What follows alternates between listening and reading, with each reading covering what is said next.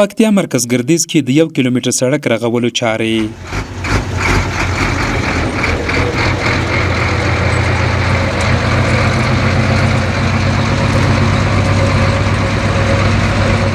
دا سړک د واټن له مخې کم خو د ډیرو خلکو د تګ راتګ لاره ده چې په جوړېدو به یې ګڼو خلکو ته اسانتیاوې برابرې شي. د مرکز ګردیز له مجاهد څلور لارې تر خواجه حسن او کرماشي پورې دغه غځېدلی سړک به په نږدې راتلونکي کې ګټه اخیستنې ته وسپارل شي.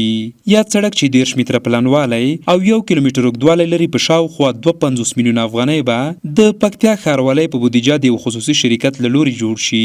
د ګردیز ښاروال وایي یاد سړک د ښاروالۍ پر مسلکي انجینرانو ارزول شوی د په وینا چې د قیراچولو لومړۍ طبقې په معیاري ډول پیل شوې ده.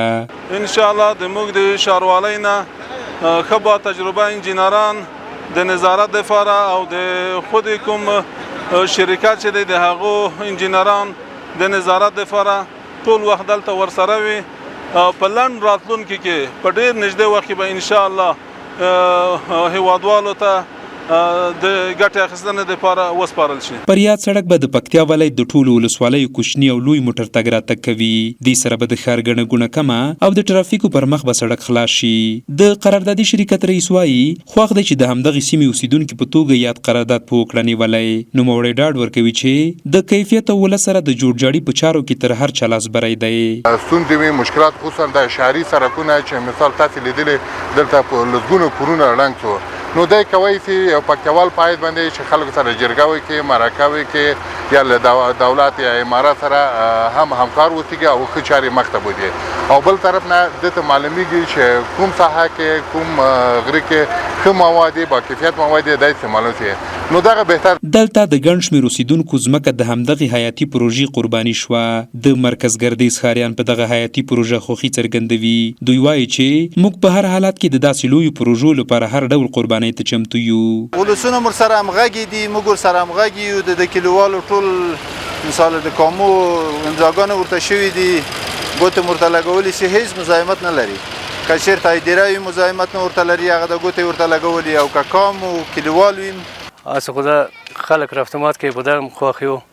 نور مځکه مې ډېره تللی وله، ځکه تقریبا 20 بسوه 18 بسوه تللی کور به ښه بارمه و دلته. دا شدید فرق کوي. دغه څنګه چې زه ولاړم دلته خواجه حسن ورته وایي شاته مې چې ګورمخي ده. خو د کامل د مقصد د اثر نه چې ونیسه دغه پر ټول خلک توانه کړی، سخت مکمل توانه کړی، قرباني ورکړې ده او خوشحاله مې ورونده. په دې خواخه مې ولا چې دغه شی خو د حیاتي او لوی پروژو یا تاسیساتو ساتنه د هر وګړي مکلفیت دی. ښاروالۍ په دغه برخه کې ورځ تر بلې هڅې کوي چې ولسونو لپاره د داسې لویو پروژو چارې پیل کړي. د ګردیز ښاروال د همدغې سیمې له اوسیدونکو غوښتنه کوي چې په دغه برخه کې ورسره پوره همکاري وکړي. نوموړی وایي چې له بېځایه جمپونو جوړولو، په پیاده روونو کې له لارو تېرولو، د بوټو نه وهلو ته پوره توجه وکړي. د خلکو خود سره جمپونه جوړوي په سړک باندې چې دا د سړک دپاره یو سرطان مرض دی، یا په خپل لارې تیروي په ګلدان کې، یا د بوټیو مراقبت او حفاظت نه کوي، یا بل داسې خود سره کار کوي په پیاده رو کې. نو د ولسونو نه مو دا غوښتنه ده چې دا په ډېر لوړ قیمت جوړیږي، په ډېرو پیسو جوړیږي، د پیسې په ډېر سختۍ راټولیږي.